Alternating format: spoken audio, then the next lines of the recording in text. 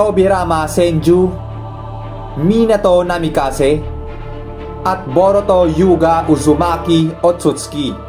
Ang mga karakter ngang ito ay kilala natin na nakakagamit ng Flying Thunder God technique, na ang technique ngang ito ay may consider natin na isa sa mga pinakamadudugang technique sa mundo ng Naruto at hanggang sa Boruto. Dahil nga sa technique na ito ay magagawa mong maka-dagger in at dagger out sa isang laban. Kumbaga, mabilis ang pagpasok at mabilis ang rin pag-alis. Kaya masabi talaga natin na ang jutsu na ito ay napakaduga nga. Nakita naman natin guys na una itong ginamit ni Tobirama at ito nga ang pinangkana niya sa kapatid ni Madara na si Izuna Uchiha. Inislash ba naman ito ni Tobirama na parang sariwang karne, at pagpasok nga ni Minato ay nasaksihan natin na nagawa niya pang i-upgrade ang jutsu na ito. Nakita naman natin guys na na-upgrade pa ni Minato ito hanggang sa level 2, na siyang nakita na nga rin natin na ginamit niya laban kay Obito, na misking ang kamuy ni Obito walang panama dito.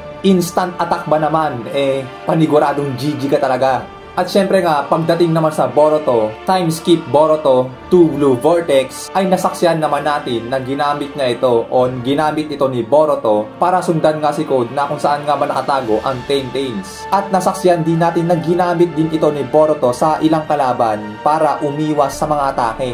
So ayun nga yung mga user ng Flying Thunder God technique o Hiraishin. Ngayon mga boy, sa mga karakter na binanggit natin dito na mga user din ng Hiraishin, marahil may nakalimutan din tayo na karakter din ng Naruto na gumagamit din ng Hiraishin Jutsu. So tara guys, papasukin na nga natin sila. Ang mga karakter ngang ito na marunong din gumamit ng Hiraishin Jutsu ay itong mga bodyguard ni Minato Namikaze na sila Raido, Genma at Iwashi. At ang grupo nga nila ay tinatawag natin na Hokage Guard Platoon. Ang kaisa-isahang grupo sa Naruto na nabiyayaang matuto at makagamit ng Hiraishin Jutsu. So, itong tatlong karakter na to guys, hindi man sila kagalingan sa paggamit ng Hiraishin technique, hindi man sila purong pangbakbakan type na ninja, hindi man galing sa sikat na lahi o angkan, at least kahit papano naman ay masabi natin na napakaangas nga nila. Kumbaga sabihin natin na isang malaking karangalan ang gawin ka na isa sa mga gwardya ng Hokage. At ang big points pa dyan guys, bukod sa pinili silang Hokage Guard ni Minato, malaking puntos pa nga rin talaga dito yung matutunan nila yung Hiraishin Jutsu, na masabi talaga natin na pili lang yung makakaalam ng technique na ito. Kasi imagine nyo na lang no, mula pa sa panahon ni Tobirama hanggang sa umabot ito sa generation ni Boruto, sila nga lang ang nakakaalam kung paano gamitin ang jutsu na ito. Kaya masabi natin guys na napakaswerte ng mga karakter na ito at pabiyayaan sila na matutunan at magamit ang isa sa napakadugang technique sa kasaysayan ng Naruto at hanggang sa Boruto. Pero about sa paggamit nila ng Hiraishin Jutsu, tulad nga na sinabi ko kanina, hindi sila ganong kagaling sa paggamit ng technique na ito. Dahil para ma-perform nila ang technique na ito, kinakailangan nilang magsaning puwersa o pagsamasamahin ang kanilang mga chakra. Kumbaga mag-form sila ng style o parang ba-triangle, at doon nila magagawang sabay-sabay na i-teleport ang kanilang mga sarili. At ang jutsu ngang iyan ay ang tinatawag natin na Flying Thunder Formation Technique. And syempre bukod dyan, kaya din nilang i-teleport yung ilalagay nila sa gitna. Tulad na lang yan nang nakakita nyo ngayon na iti-teleport nga nila si 5th Mizukage na si Mei Terumi. Bali nga nangyari kasi, di ba dahil may Hiraishin mark na si Tsunade. So pinauna na sila Tsunade sa digmaan para maisama din nilang mai-teleport doon si 5th Mizukage na si Mei. At gulat na gulat pa nga dyan si Naruto nang bigla nga silang nagsisulputan dito. So ayun guys, malaking tulong nga din talaga itong tatlong karakter na ito dahil nga nakagamit sila ng Hiraishin sa pamamagitan ng kanilang pagtutulong-tulong. At sa tatlong karakter na ito, alam natin ang pinakakilala dito ay itong si Genma. Dahil ito nga si Genma ay naging classmate din ni Might Guy dati. So tatlo yan sila mga boy, si Might Guy, si Ebisu, at itong si Genma Shiranui. Kumbaga sabihin natin na kung bibigyan natin ng palayaw itong si Genma, siguro sabihin ko na ito si Boy Toothpick.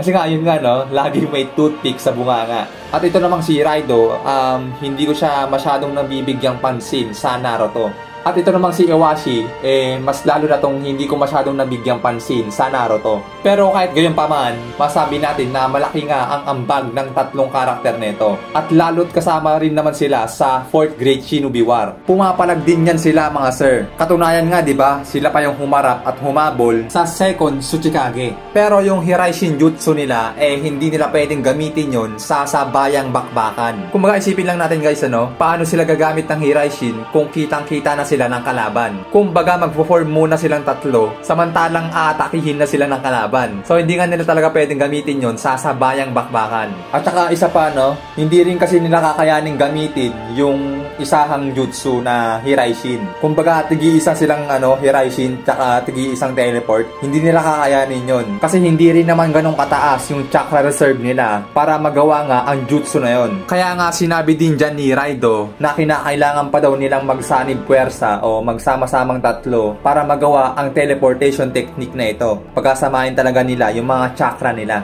Kasi kung sila lang na isa-isa, hindi nila kakayanin yun. And syempre, dapat sapat din yung chakra reserve mo o mataas din yung chakra reserve mo para magamit mo ng ikaw lang ang jutsu na ito. At hindi na kailangan pa ng sanib chakra tulad ng ginawa nila Iwashi, Raido at Genma. Bali na-mention na rin doon ni Genma na yung Hirai Shin dito na ginamit nila na tinuro ni Minato ay ginagamit lang daw nila yon para sa mga emergency tulad ng digmaan na ito na kailangan nga nilang dalhin itong si Mei sa main battlefield. So ayun mga boy, may purpose yung paggamit nila ng Hirai Shin Jutsu. Hindi yung basta trip nila na gamitin lang ito sa bayang bakbakan. Kasi kapag ginawa nila yon, malamang todas sila. At tulad nga din sa mention ni Genma na hindi naman daw sila ganun kagaling tulad ni Minato. Like nagagamit ito sa bayang bakbakan at nagagamit ito ng sunod-sunod o maraming beses. Pero at least marunong silang gumamit ng technique na ito. Flying Thunder Formation Technique.